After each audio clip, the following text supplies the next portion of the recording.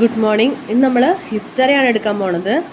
ഹിസ്റ്ററിയിൽ next chapter the inter war period and the Second World War. The inter war period and the Second World War. യുദ്ധകാലഘട്ടവും രണ്ടാം ലോക മഹായുദ്ധവും. ഇപ്പോൾ next ചാപ്റ്ററാണ്. നമ്മൾ കഴിഞ്ഞ ചാപ്റ്ററിൽ ഒന്നാം ലോക മഹായുദ്ധവും റഷ്യൻ വിപ്ലവമൊക്കെ കണ്ടു. ഇനി ഒന്നാം ലോക മഹായുദ്ധത്തിന് ശേഷം എന്താണ് ലോകത്തിൻ്റെ അവസ്ഥ, അതിനുശേഷം പിന്നെ രണ്ടാം ലോക മഹായുദ്ധം, അതാണ് നമ്മൾ ഈ ചാപ്റ്ററിൽ നോക്കാനായിട്ട് പോണത്. ഇനി എന്താണ് ഈ രണ്ടാം ലോക മഹായുദ്ധത്തിലേക്ക് വഴിതെളിച്ച സംഭവങ്ങൾ?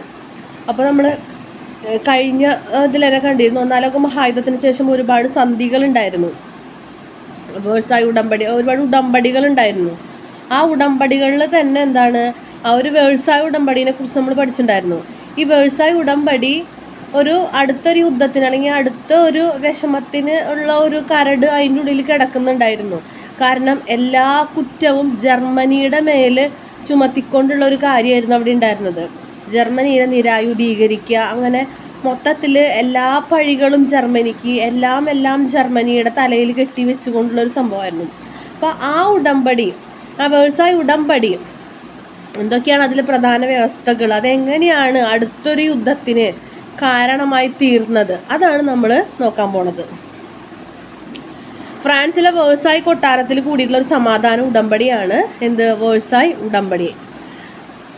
യുദ്ധത്തിൻ്റെ ഏറ്റവും പ്രധാനപ്പെട്ട ഒരു ഫലം, ഒന്നാം ലോക മഹായുദ്ധത്തിൻ്റെ ഏറ്റവും പ്രധാനപ്പെട്ട ഫലമാണ് എന്ത്, ഈ വേഴ്സായ് ഉടമ്പടി. ജർമ്മനി ആയിട്ടാണ് ഇത് ഒപ്പുവെച്ചിട്ടുള്ളത്. അതായത് ഇതിൽ പറയണത് എന്താണെന്ന് വെച്ച് കഴിഞ്ഞാൽ, യുദ്ധത്തിൻ്റെ പ്രധാന ഉത്തരവാദി ആരാണ്, ജർമ്മനി ആയിരുന്നു.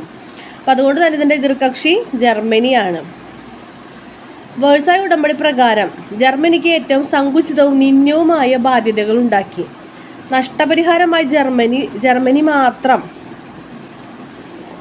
$33 ബില്യൺ നൽകണം. അതേപോലെ ജർമ്മനി കൈവശപ്പെടുത്തിയിരുന്ന അൽസേഴ്സ്, ലൊറൈൻ പ്രദേശങ്ങൾ ഫ്രാൻസിന് തിരികെ കൊടുക്കണം. ജർമ്മൻ ആക്രമണങ്ങളാൽ ഫ്രാൻസിനുണ്ടായ നഷ്ടപരിഹാരമായി സാർ എന്ന ജർമ്മൻ കൽക്കരി ഖനി 15 വർഷത്തേക്ക് ഫ്രാൻസിന് വിട്ടുകൊടുക്കണം. പടിഞ്ഞാറൻ പ്രഷ്യ ഉൾപ്പെടുത്തി പോളണ്ട് എന്നൊരു പുതിയ രാഷ്ട്രം രൂപീകരിക്കപ്പെട്ടു. ജർമ്മൻ ഏകീകരണ ഘട്ടത്തിൽ ചാൻസലർ ബിസ്മാർക്ക് പിടിച്ചെടുത്ത ഡാനിഷ് പ്രദേശങ്ങളായ ഷെൽസ്വിങ്, ഹോൾസ്റ്റൈൻ പ്രദേശങ്ങൾ ഡെൻമാർക്കിനു തന്നെ തിരികെ നൽകണം. ജർമ്മൻ കോളനികൾ, യുദ്ധക്കപ്പലുകൾ, യുദ്ധവിമാനങ്ങൾ തുടങ്ങിയവ വിജയികൾക്കിടയിൽ വീതിക്കപ്പെട്ടു. ഇതൊന്നും കൂടാണ്ട് എന്താണ്, ജർമ്മനിയെ പൂർണ്ണമായും നിരായുധീകരിച്ചു. നിർമ്മാണോപകരണങ്ങൾ, യന്ത്രങ്ങൾ ഒക്കെ ഇംഗ്ലണ്ട് കൈവശപ്പെടുത്തി. റൈൻ നദിക്ക് പടിഞ്ഞാറുള്ള എല്ലാ ജർമ്മൻ പ്രദേശങ്ങളും 15 വർഷത്തേക്ക് സഖ്യകക്ഷികൾ കൈവശപ്പെടുത്തി. അങ്ങനെ എല്ലാ അർത്ഥത്തിലും എന്താണ്, ജർമ്മനിക്ക് വളരെയധികം നഷ്ടങ്ങൾ പറ്റിയ ഒരു ഉടമ്പടിയാണെന്ത്, വേഴ്സായ് ഉടമ്പടി. അപ്പോൾ ഈ ഉടമ്പടി രണ്ടാം ലോക മഹായുദ്ധത്തിന് വലിയ രീതിയിൽ വഴിതെളിച്ചിട്ടുണ്ട്. അപ്പോൾ നമുക്ക് ഇങ്ങനെ എന്താണ് വേഴ്സായ് ഉടമ്പടി എന്ന് ചോദിക്കാം, എന്തൊക്കെയാണ് അതിലെ പ്രധാന കാര്യങ്ങളെന്ന് ചോദിപ്പിക്കാം.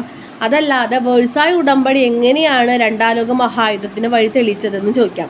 എങ്ങനെ ചോദിച്ചാലും എന്തെഴുതാം, ഈ ഉത്തരം തന്നെ എഴുതാം. ഇനി നമുക്ക് നോക്കാനുള്ളത് ഫാസിസത്തെ കുറിച്ചാണ്. ഫാസിസം, നാസിസം, ഇത് രണ്ടുമാണ് യുദ്ധാനന്തരം ലോകത്ത് ഉയർന്നു വന്നിട്ടുള്ള വലിയ രണ്ട് ശക്തികൾ.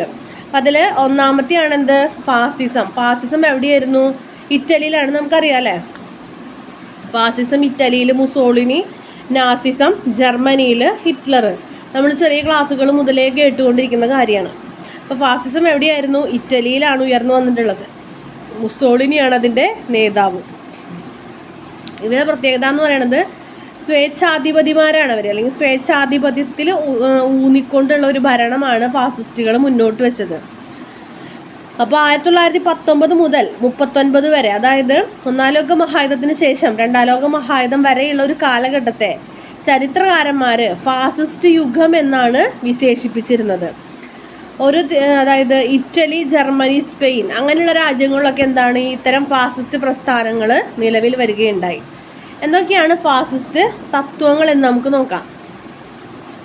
ഫാസിസം ജനാധിപത്യ വിരുദ്ധമായിരുന്നു.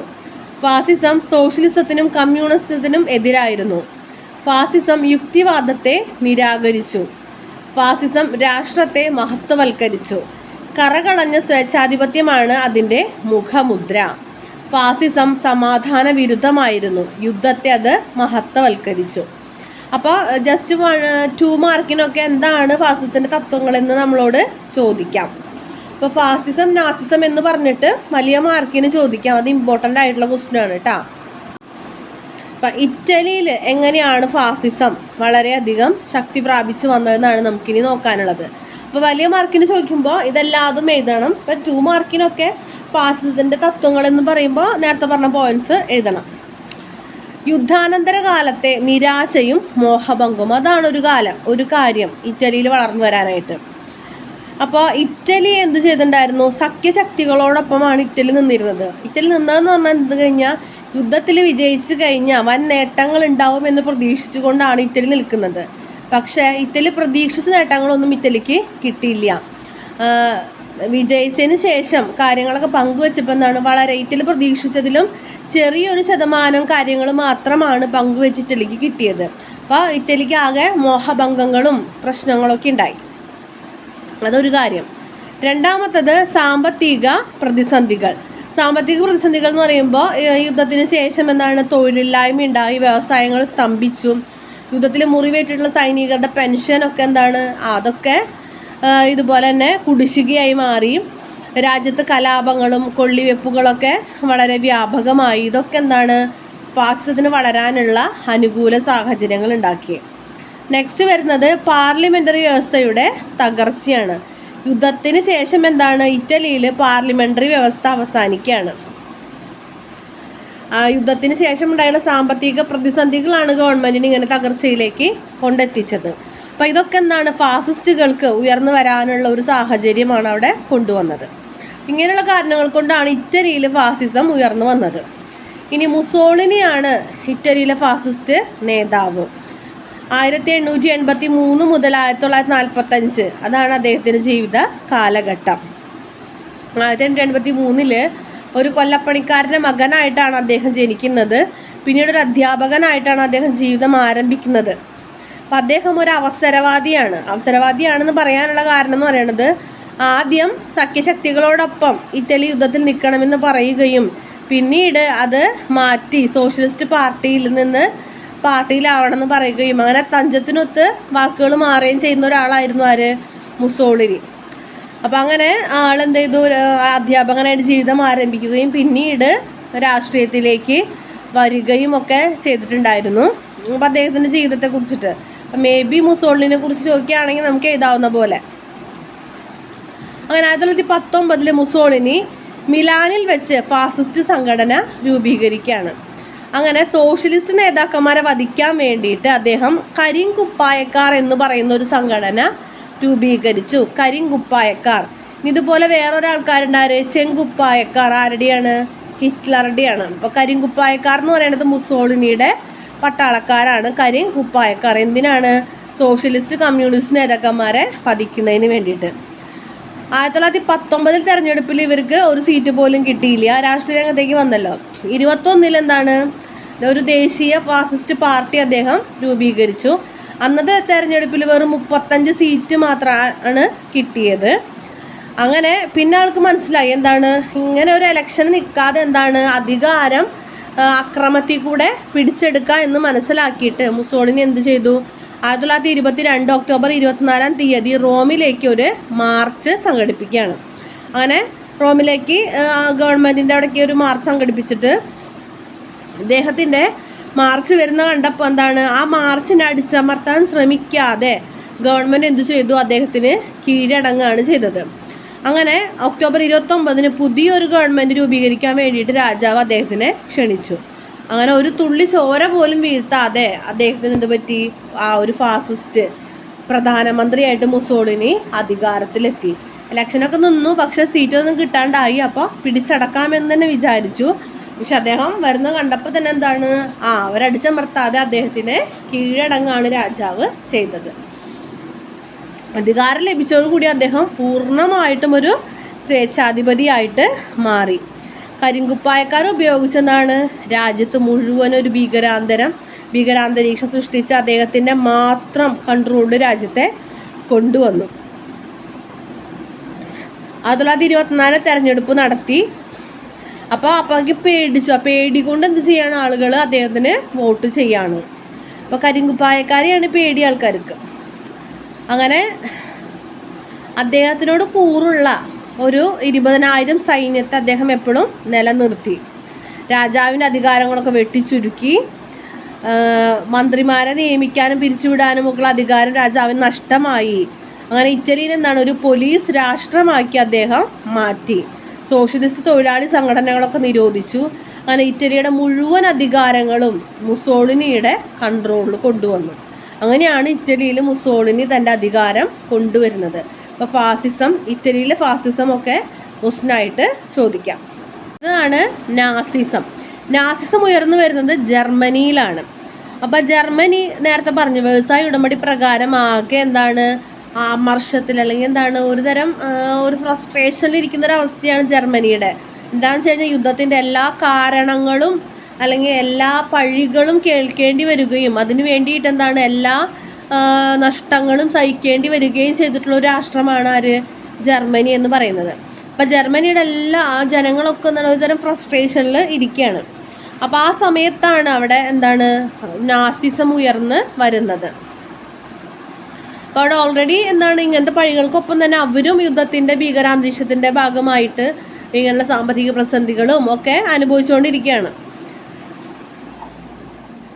അപ്പോൾ 1921 national socialist German workers party എന്ന ചുരുക്കപ്പേരിൽ അറിയപ്പെടുന്ന നാസി പാർട്ടിക്ക് അഡോൾഫ് ഹിറ്റ്ലർ രൂപം കൊടുക്കുന്നത്. അദ്ദേഹം ആരായിരുന്നു? അദ്ദേഹം ഒരു സൈനികനായിരുന്നു. ഇപ്പോൾ മുസോളിനിയും ഈ പറഞ്ഞ പോലെ അധ്യാപന ജീവിതമൊക്കെ കഴിഞ്ഞതിന് ശേഷം 1-ാം ലോക മഹായുദ്ധ കാലത്ത് പിന്നെ സൈനിക വൃത്തിയിലേക്ക് തിരിഞ്ഞിട്ടുണ്ടായിരുന്നു. ആ സമയത്ത് ഹിറ്റ്ലറും ആരായിരുന്നു? സൈനികനായിരുന്നു. അപ്പോൾ അതിന് ശേഷം 1921 നാസി പാർട്ടിക്ക് ആര് കൊടുക്കാണ്? നമ്മുടെ ഹിറ്റ്ലർ രൂപം കൊടുക്കാണ്. 1923 റിപ്പബ്ലിക്കൻ ഭരണകൂടത്തിനെതിരെ നടത്തിയ വിപ്ലവ ശ്രമം പരാജയപ്പെട്ടതിനെ തുടർന്ന് 1 വർഷത്തോളം ജയിലിൽ കഴിയേണ്ടി വന്ന ഒരാളാണ് നമ്മുടെ ഹിറ്റ്ലർ. അപ്പോൾ ഇതൊക്കെ കഴിഞ്ഞ് വന്നപ്പോൾ എന്താണ് ഇങ്ങനെ ഹിറ്റ്ലർ എഴുതിയിട്ടുള്ള അല്ലെങ്കിൽ ഹിറ്റ്ലറിൻ്റെ ആത്മകഥയാണ് മെയിൻ കാഫ്. ആ മെയിൻ കാഫ് എന്ന് പറയുന്ന ആ ആത്മകഥയാണ് പിന്നീട് നാസികളുടെ ബൈബിളായിട്ട് മാറിയത്. ഹിറ്റ്ലറിൻ്റെ ആത്മകഥയാണ് മെയിൻ കാഫ്. അങ്ങനെ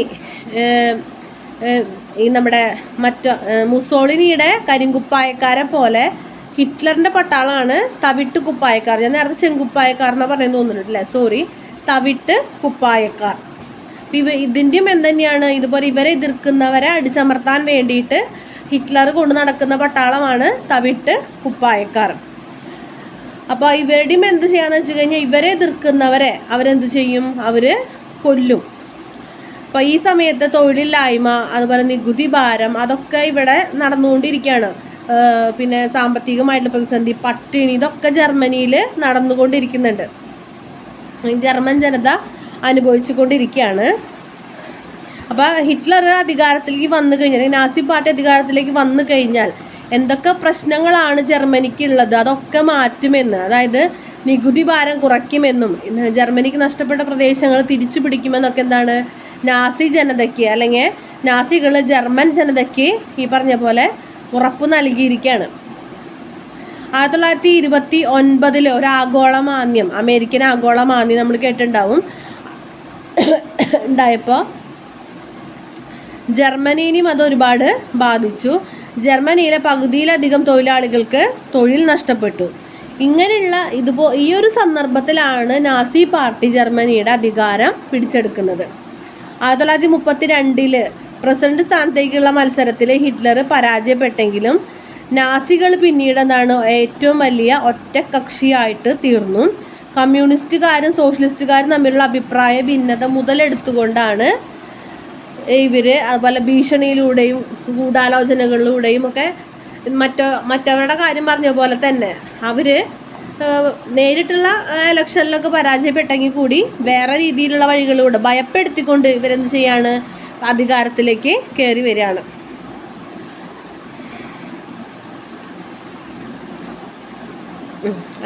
ഭയപ്പെടുത്തിക്കൊണ്ട് കയറി വരാണ്.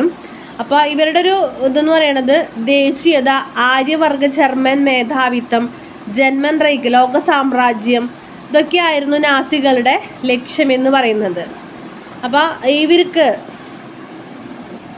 ഇപ്പം ഓൾറെഡി ലോകം എന്താണ്, ലോകം മുഴുവനും ജർമ്മനീനെ കുറ്റപ്പെടുത്തുമ്പോൾ ജർമ്മനി അല്ലെങ്കിൽ ഹിറ്റ്ലർ, നാസികൾ എന്താ പറഞ്ഞിരുന്നത്, ഇതിനെല്ലാം പ്രശ്നക്കാർ യഹൂദരാണ്, ജൂതന്മാരാണെന്നും പറഞ്ഞുകൊണ്ട് ജൂതന്മാരെ തെരഞ്ഞു പിടിച്ച് കൊല്ലുക. ഇതായിരുന്നു നാസികൾ അല്ലെങ്കിൽ ഹിറ്റ്ലർ ചെയ്തുകൊണ്ടിരുന്നത്. നമ്മൾ ആൻ ഫ്രാങ്കിൻ്റെ ഡയറിയൊക്കെ കേട്ടിട്ടുണ്ട് അല്ലേ. അപ്പോൾ ജർമ്മനിയുടെ എല്ലാ ശാപങ്ങൾക്ക് കാരണം യഹൂദരാണെന്നും അതുകൊണ്ട് തന്നെ അവരെ നിഷ്ഠൂരമായിട്ടുള്ള കൂട്ടക്കൊലയ്ക്ക് വിധേയരാക്കുകയാണ്. അപ്പോൾ അവരുടെ ഒപ്പം തന്നെ എന്താണ്, കമ്മ്യൂണിസ്റ്റുകാരെയും അതുപോലെ തന്നെ സോഷ്യലിസ്റ്റുകളെയൊക്കെ എന്താണ് ഹിറ്റ്ലർ കൊണ്ടുവന്ന് അദ്ദേഹത്തിൻ്റെ കോൺസെൻട്രേഷൻ ക്യാമ്പിലിട്ടിട്ട് ക്രൂരമായി പീഡിപ്പിച്ച് കൊല്ലുക. ഇതാണ് ഹിറ്റ്ലർ ചെയ്തുകൊണ്ടിരുന്നത്. ഹിറ്റ്ലറിൻ്റെ രഹസ്യ പോലീസാണ് ഗസ്റ്റപ്പോ എന്ന് പറയുന്നത്. അപ്പോൾ ഇങ്ങനെ ഈ ഗസ്റ്റപ്പോ എന്ന് പറയണത് ഇതുപോലെ യഹൂദരെവിടെയൊക്കെ ഉണ്ട്, അവരേതെങ്കിലും ഇതിൽ വേഷം മാറിയിട്ടൊക്കെ ഉണ്ടോയെന്ന് വെച്ചാൽ അവരെ കണ്ടുപിടിക്കുക, യഹൂദരെ തെരഞ്ഞു പിടിച്ച് കൊണ്ടുവന്ന് കോൺസെൻട്രേഷൻ ക്യാമ്പിലിട്ട് കൊല്ലുക. കാരണം ഇവർ വിശ്വസിച്ചിരുന്നത് എന്താണ്, യഹൂദരാണ്, അല്ലെങ്കിൽ ഇവർ പറഞ്ഞിരുന്നത് യഹൂദരാണ് ജർമ്മനിയുടെ എല്ലാ തരത്തിലുള്ള ശാപങ്ങൾക്കും കാരണമെന്ന് പറഞ്ഞിട്ട്. 1938 ആയപ്പോഴേക്കും ക്രൈസ്തവ മേധാവിത്വം ഹിറ്റ്ലറുടെ മുന്നിൽ കീഴടങ്ങി. അങ്ങനെ ഒക്കെ ആണെങ്കിൽ ആഭ്യന്തര ഉൽപ്പാദനവും വിതരണ സമ്പ്രദായവും കാര്യക്ഷമമാകുക ഹിറ്റ്ലർക്ക് കഴിഞ്ഞു. അപ്പോൾ ഇങ്ങനത്തെ ഒരു പ്രശ്നമുണ്ടെങ്കിൽ കൂടി എന്താണ്, ജർമ്മനിയുടെ സാമ്പത്തിക സ്ഥിതിയും അതുപോലെ ഹിറ്റ്ലർ വാഗ്ദാനം ചെയ്ത പോലെ ജർമ്മനിക്ക് നഷ്ടപ്പെട്ടതൊക്കെ ഒരു വിധത്തിൽ തിരിച്ചു പിടിക്കാനൊക്കെ എന്താണ് ഹിറ്റ്ലർക്ക് കഴിഞ്ഞു എന്ന് തന്നെ നമുക്ക് പറയാം. രാജ്യത്തുടനീളം ആയുധ നിർമ്മാണശാലകൾ നിലവിൽ വന്നു. പിന്നെ എല്ലാ ശാസ്ത്ര സാങ്കേതിക പരീക്ഷണങ്ങളും അത്യാധുനിക യുദ്ധോപകരണങ്ങൾ നിർമ്മിക്കുവാനൊക്കെ സാധിച്ചു. അപ്പോൾ ദേശീയ വരുമാനത്തിൻ്റെ സിംഹഭാഗവും എന്താണ് സൈനിക ആവശ്യങ്ങൾക്കാണ് ചെലവാക്കിയത്. സമാധാന സന്ധികളിലും ചർച്ചകളിലും ഒന്നും ഹിറ്റ്ലർ വിശ്വസിച്ചിരുന്നില്ല. കാരണം വ്യവസായ ഉടമ്പടി പ്രകാരം തന്നെ അവർക്കൊരു പണി കിട്ടിയിരിക്കുന്നതാണ്. അപ്പം അങ്ങനെ ഇരിക്കുമ്പോഴാണ് എന്താണ് ലോക നേതൃത്വം ജർമ്മനിക്ക് ലഭിക്കണമെന്നും അതിനായിട്ട് യുദ്ധം അനിവാര്യമാണെന്നും നാസികൾ പ്രചരിപ്പിക്കുകയും അതിനുവേണ്ടി അവർ മുസോളിനിയുമായിട്ട് സഖ്യത്തിലെത്തുകയും ചെയ്തു. അങ്ങനെ ഇവർ രണ്ടുപേരും കൂടിയും കൈ കോർത്തുകൊണ്ട് മറ്റൊരു സഖ്യകക്ഷിയായിട്ട് മാറുകയാണ് ഇറ്റലിയും ജർമ്മനിയും. ഇറ്റലി മുസോളിനിയുടെ നേതൃത്വത്തിലും ജർമ്മനി ഹിറ്റ്ലറുടെ നേതൃത്വത്തിലും വേറൊരു സഖ്യകക്ഷിയായിട്ട് അവർ മാറുകയാണ്. ഇത് രണ്ടാം ലോക മഹായുദ്ധത്തിനുള്ള മറ്റൊരു തുടക്കമായിരുന്നു. അങ്ങനെയാണ് ഫാസിസവും നാസിസവും വരുന്നത്. അപ്പോൾ നാസിസം എന്നൊക്കെ പറയുമ്പോൾ ഒരു കഥ പോലെ ഒന്ന് വായിച്ച് നോക്കുക. വർഷങ്ങൾ ഇതൊക്കെ രൂപീകരിച്ച വർഷങ്ങൾ മാത്രം ഒന്ന് നോക്കി വെച്ചാൽ മതി. പിന്നെ അതിൻ്റെ ഇടയിൽ വന്ന കാര്യങ്ങളൊന്നും വർഷങ്ങളൊന്നും അങ്ങനെ നോട്ട് ചെയ്യണ്ട. അപ്പോൾ എന്നാണ് നാസി പാർട്ടി രൂപീകരിച്ചത്, അതുപോലെ എന്നാണ് ഫാസിസ്റ്റ് പാർട്ടി രൂപീകരിച്ചതെന്ന് മാത്രം ആ വർഷം മാത്രം നോക്കി വയ്ക്കുക. പിന്നെ എന്തായിരുന്നു അവരുടെ രീതികൾ അങ്ങനെ നോക്കി, ഇതിൽ കുറേ കൊടുത്തിട്ടുണ്ട്, ആ രീതിയിലൊന്ന് നോക്കി വയ്ക്കാം. അപ്പോൾ ഹിറ്റ്ലർ പറഞ്ഞ യഹൂദരാണെന്ന് പറഞ്ഞ കൂടിയതാണ്. ആൾ കുറച്ച് കാര്യങ്ങൾ നല്ലത് ചെയ്തിട്ടുണ്ട്. ജർമ്മനീനെ കുറച്ച് ഉയർത്തിക്കൊണ്ടുവരാനായിട്ട് അല്ലെങ്കിൽ അയാൾ കയറുമ്പോൾ പറഞ്ഞ കാര്യങ്ങൾ നടപ്പാക്കാനുള്ള ശ്രമങ്ങൾ അയാൾ നടത്തിയിട്ടുണ്ട്. പിന്നെ എന്താണ്, ജർമ്മനി ആയിരിക്കണം ലോകരാഷ്ട്രങ്ങളിൽ മുൻപന്തിയിൽ വേണ്ടത് എന്ന് വിചാരിച്ചുകൊണ്ട് അയാളെ പോലെ ചിന്തിക്കുന്ന ഒരാളായതുകൊണ്ടും കൂടി എന്താണ് മുസോളിനിയായിട്ട് കൈകോർത്തിട്ട് ഒരു സഖ്യകക്ഷി അവിടെ രൂപം കൊള്ളാണ്. അത് രണ്ടാം ലോക മഹായുദ്ധത്തിന് വഴി തെളിക്കാണ്. അതാണ് നാസിസവും ഫാസിസവും.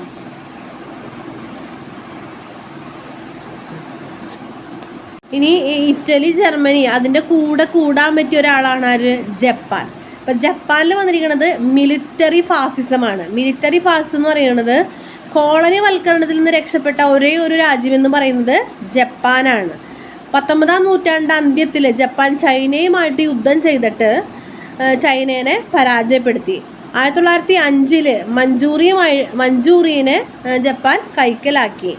ഒന്നാം ലോക മഹായുദ്ധം യുദ്ധത്തിൽ ജർമ്മനി കൈയടക്കി വെച്ച പല ഭാഗങ്ങളും കൈയടക്കാനായിട്ട് ജപ്പാന് കഴിഞ്ഞു. അപ്പോൾ ജപ്പാൻ എന്ന് പറയുന്ന ഒരു സമാധാന രാഷ്ട്രമായിരുന്നു. പതുക്കെ എന്താണ് ജപ്പാൻ എന്ന് പറയുന്നത് ഒരു ആക്രമണ രാഷ്ട്രമായിട്ട് മാറി. അപ്പോൾ കുറച്ചും കൂടെ കഴിഞ്ഞപ്പോൾ എന്തായി, ഈ പറയുന്ന ജപ്പാനും അതേപോലെ ഈ നമ്മുടെ ഇറ്റലിയും അതേപോലെ ജർമ്മനിയും ഇവർ 3 പേരും കൂടെ കൈകോർത്ത് ഒരൊറ്റ സഖ്യമായിട്ട് മാറാനായിട്ട് തുടങ്ങി. ഈ ഒരു സഖ്യം എന്ന് പറയുന്നത് അടുത്ത ഒരു എന്താണ് യുദ്ധത്തിലേക്കുള്ള ഒരു കാൽവയ്പായിരുന്നു. ഇനി അടുത്താണ് പ്രീണന നയം. 1930കളിൽ നടന്നതാണ് പ്രീണന നയം.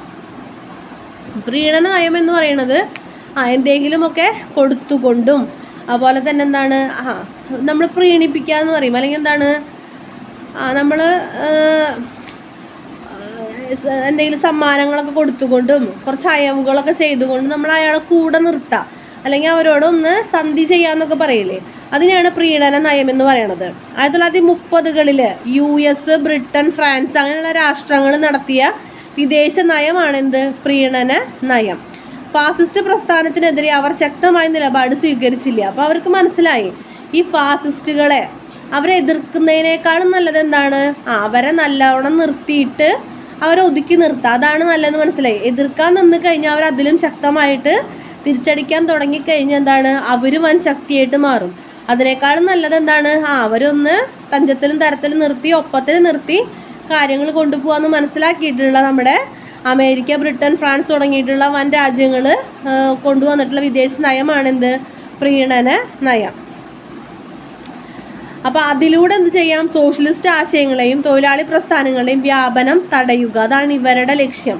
ഫാസിസ്റ്റുകളെ മുൻനിർത്തിക്കൊണ്ട് ഇവിടെ എന്താണ് ഇത്തരം കാര്യങ്ങൾ തടയുക. അപ്പോൾ ഇവരെന്ത് ചെയ്തു, ഇവർക്ക് വേണ്ട കാര്യങ്ങൾ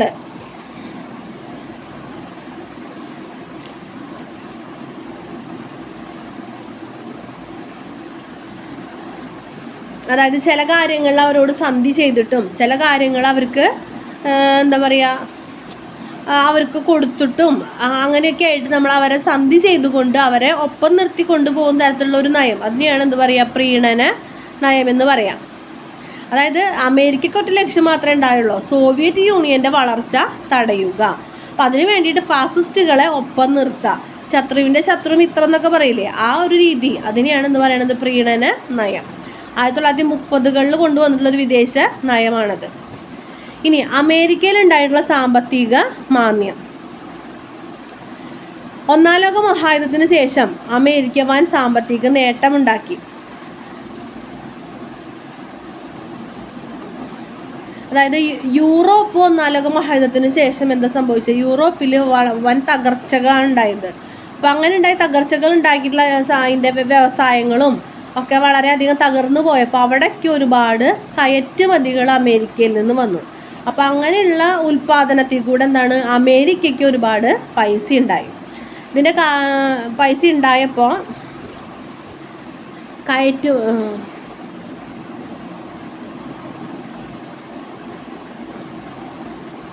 അപ്പം അമേരിക്കയിലെ സാമ്പത്തിക മാന്ദ്യം.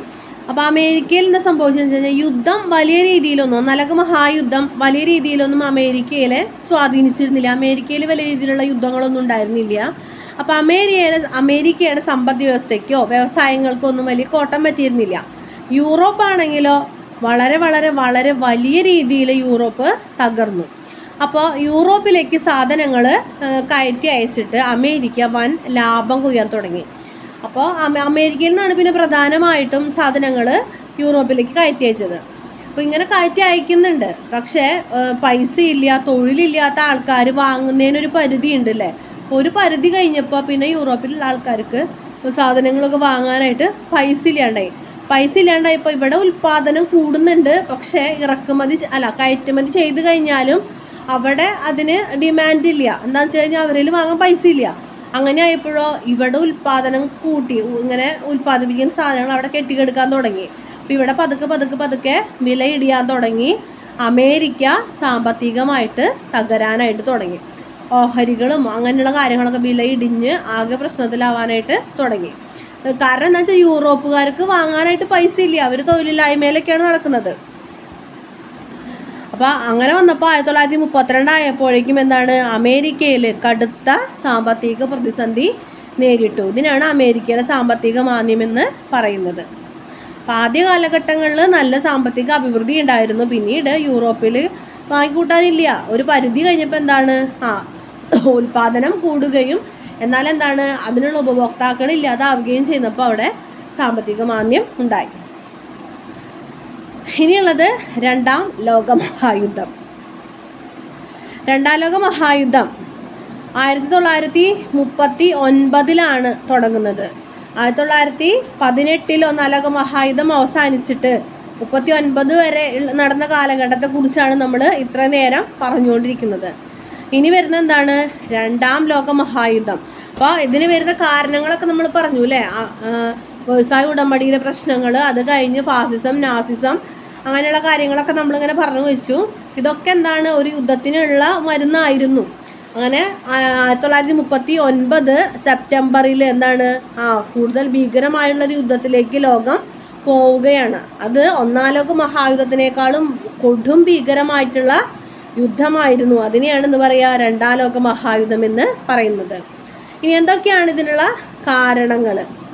അതിൽ ഒന്നാമത്തതും ഏറ്റവും പ്രധാനമായിട്ടുള്ള കാരണം എന്ന് പറയുന്നത് വേഴ്സായ് ഉടമ്പടിയാണ്. വേഴ്സായ് ഉടമ്പടി എന്ന് പറയുന്നത് എല്ലാ കുറ്റങ്ങളും ആർക്കാണ്? നമ്മുടെ ജർമ്മനിക്കാണ്. എന്നിട്ട് എല്ലാ നഷ്ടങ്ങളും സഹിക്കേണ്ടി വരുന്നതും ജർമ്മനിയാണ്. അപ്പം അതിലുണ്ടായ ജർമ്മനിയുടെ അതൃപ്തി, അതിൽ നിന്നാണ് നമ്മുടെ നാസിസം ഉടലെടുക്കുന്നത്. അപ്പം അത് എന്താണ് ഒരു പ്രധാന കാരണമാണ്. പിന്നെ വരുന്നത് സാമ്രാജ്യത്വ കിട മത്സരങ്ങൾ. ഒന്നാം ലോക മഹായുദ്ധം കഴിഞ്ഞപ്പോഴേക്കും ബ്രിട്ടൻ, ഫ്രാൻസ്, അമേരിക്ക, ഹോളണ്ട് ഇവരൊക്കെ എന്താണ് ഇവരൊക്കെ വലിയ ആൾക്കാരായിട്ട് മാറി. അപ്പോൾ ഇവർ കൈവശം വെച്ചിട്ടുള്ള കമ്പോളങ്ങൾക്ക് വേണ്ടിയും പ്രദേശത്തിനൊക്കെ വേണ്ടിയിട്ട് എന്താണ് അവിടെ പിന്നെയും മത്സരങ്ങൾ ഉടലെടുക്കാനായിട്ട് തുടങ്ങി. ഇനി 1929 സാമ്പത്തിക മാന്ദ്യം, അമേരിക്കയിൽ ഉണ്ടാക്കിയിട്ടുള്ള സാമ്പത്തിക മാന്ദ്യം കൂടെ വന്നപ്പോൾ ഓൾറെഡി ഒരു യുദ്ധം കഴിഞ്ഞ് ജനങ്ങളൊന്നും ഇങ്ങനെ കരകയറി വരുന്നുള്ളൂ. പിന്നെ അമേരിക്കയിൽ സാമ്പത്തിക മാന്ദ്യമൊക്കെ ആയപ്പോൾ ലോകം എന്ന് പറയുന്നത് വീണ്ടും എന്താണ് ഒരു വല്ലാത്തൊരു അവസ്ഥയിലാണ്. ഇനി ലീഗ് ഓഫ് നേഷൻസിൻ്റെ പരാജയം. ഇപ്പോൾ സമാധാനവും സുരക്ഷിതത്വമൊക്കെ പരിപാലിക്കാൻ വേണ്ടിയിട്ട് ഒന്നാം ലോക മഹായുദ്ധത്തിന് ശേഷം ഉണ്ടാക്കിയിട്ടുള്ളതാണ് ലീഗ് ഓഫ് നേഷൻസ് എന്ന് പറയുന്നത്. പക്ഷെ അതിനൊന്നും എന്താണ് ലോക സമാധാനം പുനഃസ്ഥാപിക്കാനായിട്ട് കഴിഞ്ഞില്ല. അപ്പോൾ അവിടെ നിന്നും എന്താണ് വീണ്ടും യുദ്ധം വരികയാണ്. നിരായുധീകരണം കൊണ്ടുവരാനുള്ള ശ്രമങ്ങളൊക്കെ പരാജയപ്പെട്ടു. ഇതൊക്കെ എന്താണ് ഇവിടെ വന്നു, യുദ്ധത്തിനുള്ള കാരണമായിട്ട് വന്നു. പിന്നെയുള്ളത് പ്രീണന നയം. പ്രീണന നയം എന്ന് പറയുന്നത് പിന്നെ ഒന്നാം ലോക മഹായുദ്ധത്തിന് ശേഷം അമേരിക്ക, സോവിയറ്റ് യൂണിയൻ അങ്ങനെ ഒരു അവസ്ഥയിൽ അവർ വലിയ ഓപ്പോസിറ്റ് ടീംസായിട്ട് മാറി. അപ്പോൾ സോവിയറ്റ് യൂണിയൻ തകർക്കുക എന്നുള്ള ലക്ഷ്യത്തിന് അമേരിക്കയും അതിനോടനുബന്ധിച്ചുള്ള രാഷ്ട്രങ്ങളും എന്താണ് ഫാസിസത്തെ കൂട്ടുപിടിക്കാൻ തുടങ്ങി. അപ്പോൾ അത് പതുക്കെ അവരതിലെ വളർച്ച തന്നെയാണ് നടക്കുന്നത്. അപ്പോൾ അങ്ങനെ വരുമ്പോൾ എന്താണ് ആ പ്രീണന നയം ഒരു തരത്തിൽ എന്താ സംഭവിച്ചിട്ടുള്ളത്? നെഗറ്റീവ് എഫക്റ്റാണ് അവിടെ ഉണ്ടാക്കിയിട്ടുള്ളത്. ഇനി ഫാസിസത്തിൻ്റെയും നാസിസത്തിൻ്റെയും ഉയർച്ച. ഫാസിസവും നാസിസവും ഇതുപോലെ തന്നെ ഉയർന്നു വന്നതും യുദ്ധത്തിനുള്ള കാരണമായിരുന്നു. അങ്ങനെ അതെല്ലാം കഴിഞ്ഞ് എന്ത് വരാണ്? യുദ്ധം വരാണ്. യുദ്ധം എങ്ങനെയാണ് ഉടലെടുക്കണേന്ന് നോക്കാം. 1939 യുദ്ധം സ്റ്റാർട്ട് ചെയ്യാണ്. അപ്പം ജപ്പാൻ എന്ത് ചെയ്തു? ആദ്യം പോയി മഞ്ചൂരിയൻ ആക്രമിച്ചു. അതിനുശേഷം ഹിറ്റ്ലർ ഓസ്ട്രിയൻ ആക്രമിച്ചു. അടുത്ത ലക്ഷ്യം ഹിറ്റ്ലറിൻ്റെ ചെക്കോസ്ലോവാക്യ ആയിരുന്നു. അപ്പോൾ അത് ഒഴിവാക്കാൻ വേണ്ടിയിട്ട് ബ്രിട്ടനും ഫ്രാൻസും എന്ത് ചെയ്തു? ഹിറ്റ്ലർക്ക് ഇതുപോലെ പ്രീണന നയത്തിൻ്റെ ഭാഗമായിട്ട് കുറച്ച് ആനുകൂല്യങ്ങളൊക്കെ നൽകിയിട്ട് ഒരു മ്യൂണിച്ച് ഉടമ്പടി ഉണ്ടാക്കി. മ്യൂണിച്ച് ഉടമ്പടി പ്രകാരം ഇത്തരം സാധനങ്ങളൊക്കെ കൊടുക്കാമെന്നൊക്കെ പറഞ്ഞ് പ്രീണിപ്പിച്ച് അവിടെ നിർത്തി.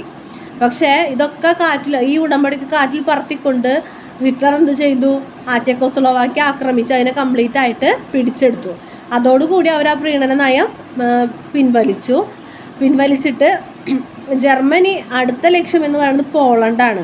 അഥവാ ജർമ്മനി ആക്രമിക്കുകയാണെങ്കിൽ പോളണ്ടിനെ സഹായിക്കാമെന്ന് ബ്രിട്ടനും ഫ്രാൻസും പറഞ്ഞിട്ടുണ്ടായിരുന്നു പോളണ്ടിനോട്. അപ്പോൾ ഹിറ്റ്ലർ എന്താണ് ഉദ്ദേശിച്ച പോലെ തന്നെ പോളണ്ടിനെ ആക്രമിച്ചു. 1939 സെപ്റ്റംബർ 1 പോളണ്ടിനെ ആക്രമിച്ചു. അപ്പോൾ ഇത്രയും നേരം ഒരു സൈഡിൽ നിന്ന് മാത്രമാണ് അല്ലെങ്കിൽ ആക്രമിച്ചുകൊണ്ടിരുന്നത്. അപ്പോൾ പോളണ്ട് ആക്രമിച്ചോടുകൂടി എന്താണ് ഇപ്പുറത്തെ സൈഡിൽ നിന്നും, അതായത് ബ്രിട്ടനും ഫ്രാൻസും ഒക്കെ കൂടെ തിരിച്ചാക്രമണം തുടങ്ങി. അപ്പോൾ പോളണ്ടിനെ ആക്രമിച്ചപ്പോൾ നമ്മുടെ ജർമ്മനി പറഞ്ഞത് പോളണ്ട് ജർമ്മനിയുടെ ഒരു റേഡിയോ സ്റ്റേഷൻ ആക്രമിച്ചിട്ടുണ്ടായിരുന്നു, അതുകൊണ്ടാണ് ആക്രമിക്കണേന്നൊരു ന്യായവും പറഞ്ഞു. അങ്ങനെ 1939 സെപ്റ്റംബർ 1 രണ്ടാം ലോക മഹായുദ്ധം തുടങ്ങുമ്പോൾ 2 ഗ്രൂപ്പുകളാവാണ്. അച്ചുതണ്ട് ശക്തികളും സഖ്യശക്തികളും. അച്ചുതണ്ട് ശക്തികളാണ് ഇറ്റലി, ജപ്പാൻ, ജർമ്മനി. സഖ്യശക്തികളാണ് Britain, France, China, Soviet Union, America. അപ്പോൾ അങ്ങോട്ടും ഇങ്ങോട്ടും യുദ്ധമായപ്പോൾ എന്താണ്, യുദ്ധം ആരംഭിച്ചു. അപ്പോൾ അങ്ങനെ പോളണ്ട് ആക്രമിച്ചു. അതിന് ശേഷം ജർമ്മനി ഫ്രാൻസുമായി യുദ്ധം ചെയ്തിട്ട് ഫ്രാൻസിനെ പരാജയപ്പെടുത്തി. അടുത്ത ലക്ഷ്യം എന്ന് പറയുന്നത് ബ്രിട്ടനാണ്. അങ്ങനെ ബ്രിട്ടനുമായിട്ട് യുദ്ധം ചെയ്തു. പക്ഷേ ബ്രിട്ടൻ എന്ത് ചെയ്തു, അതിൻ്റെ വ്യോമയുദ്ധം എയർഫോഴ്സിൽ കൂടെ എന്ത് ചെയ്തു, ജർമ്മനീനെ ആ ലക്ഷ്യത്തെ തടഞ്ഞു. 1940 ആയപ്പോഴേക്കും ഇറ്റലി ജർമ്മനിയുടെ പക്ഷം ചേർന്നു. പിന്നീട് അവർ റഷ്യയെ പരാജയപ്പെടുത്താൻ ശ്രമിച്ചു. അപ്പോഴേക്കും ബ്രിട്ടൻ്റെ സഹായത്തോടു കൂടി റഷ്യ യുദ്ധത്തിൽ വിജയിച്ചു. പിന്നെ 1941 ജപ്പാനും സെറ്റായി. അപ്പോഴാണ് അച്ചുതണ്ട് ശക്തികൾ കറക്റ്റായത്. അപ്പോൾ 2 സെറ്റായിട്ട് തന്നെ യുദ്ധം സ്റ്റാർട്ട് ചെയ്തു.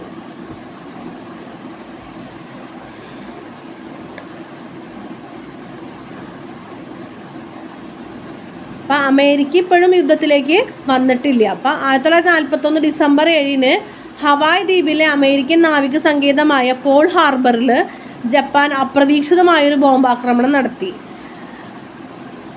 അപ്പോൾ ബോംബാക്രമണം നടത്തിയപ്പോൾ ഇതിന് പകരമാണ് അമേരിക്ക പോയിട്ട് എന്ത് ചെയ്യണത്, അണുബോംബ് വർഷിക്കുന്നത്.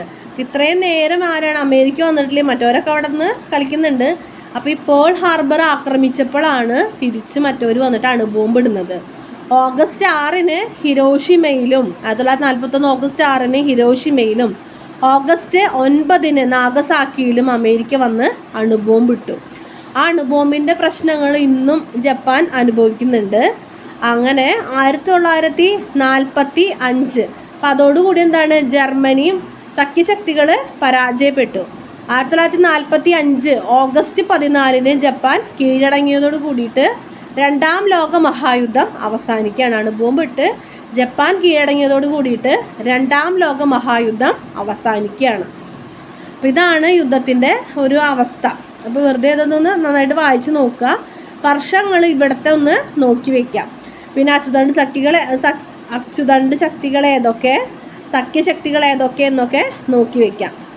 ഇനി നമുക്ക് നോക്കാനുള്ളത് യുദ്ധത്തിൻ്റെ ഫലങ്ങൾ എന്തൊക്കെയാണെന്നുള്ളതാണ്. അത് നമുക്കറിയാം അല്ലേ. മരണവും നാശനഷ്ടങ്ങളും, അഭയാർത്ഥി പ്രവാഹം, വൻ ശക്തികളുടെ പതനം, അമേരിക്കയുടെയും സോവിയറ്റ് യൂണിയൻ്റെയും ഉയർച്ച, അപകോളനീകരണവും മൂന്നാം ലോകവും, ഫാസിസ്റ്റ് പ്രസ്ഥാനങ്ങളുടെ തകർച്ച, ശീതസമരത്തിൻ്റെ വളർച്ച, ഐക്യരാഷ്ട്രസഭയുടെ രൂപീകരണം. രണ്ടാം ലോക മഹായുദ്ധത്തിന് ശേഷമാണ് ഐക്യരാഷ്ട്രസഭ രൂപീകരിക്കപ്പെട്ടത്. അപ്പോൾ ഇങ്ങനെയാണ് രണ്ടാം ലോക മഹായുദ്ധത്തിനെ കുറിച്ച് പറയാനുള്ളത്. ഇതൊരു വലിയ ചാപ്റ്ററാണ്. ഇതിലത്തെയും ഓരോ ഇൻസിഡൻറ്റ് നമുക്ക് ഇമ്പോർട്ടൻ്റ് ആണ്. ഇപ്പോൾ നമ്മൾ കുറച്ച് ഇതിന് മുന്നേ കണ്ട ചാപ്റ്ററും അതിന് തൊട്ട് മുന്നേ കണ്ട ചാപ്റ്ററും ഗാന്ധിജിയുടെ ഒക്കെ പറഞ്ഞ ചാപ്റ്ററും വളരെ ഇമ്പോർട്ടൻ്റ് ആണ്. ഈ 3 ചാപ്റ്റർ ഓരോ ഇൻസിഡൻറ്റും നമ്മൾ പഠിക്കേണ്ടതാണ്. അത്രയും ഇമ്പോർട്ടൻ്റ് ആയിട്ടുള്ള കാര്യങ്ങളാണ്. ഈവൻ ഇയർ അടക്കം, വർഷമടക്കം പഠിക്കേണ്ട കാര്യങ്ങളാണ്. നമ്മുടെ ഇന്ത്യ, അതേപോലെ ഇന്ത്യയുടെ സ്വാതന്ത്ര്യം കിട്ടുന്ന വരെയുള്ള കാര്യങ്ങൾ, അതിനുശേഷം ഒന്നാം ലോക മഹായുദ്ധം, ഇപ്പോൾ വന്നിട്ടുള്ള രണ്ടാം ലോക മഹായുദ്ധം. അപ്പോൾ ഇത്രയും കാര്യങ്ങൾ ഈ 3 ചാപ്റ്റർ വിട്ട് കളയാണ്ട് നോക്കണം കേട്ടോ. ഓരോ ഇയറും ഓരോ ഇൻസിഡൻറ്റും നന്നായിട്ട്, ഈ ചാപ്റ്ററൊക്കെ നന്നായിട്ട് പഠിക്കുക. ഇതും കൂടെ കഴിയുമ്പോൾ ഈ ചാപ്റ്റർ കഴിഞ്ഞു. ഇത്രയേ ഉള്ളൂ, നന്നായിട്ട് പഠിക്കുക.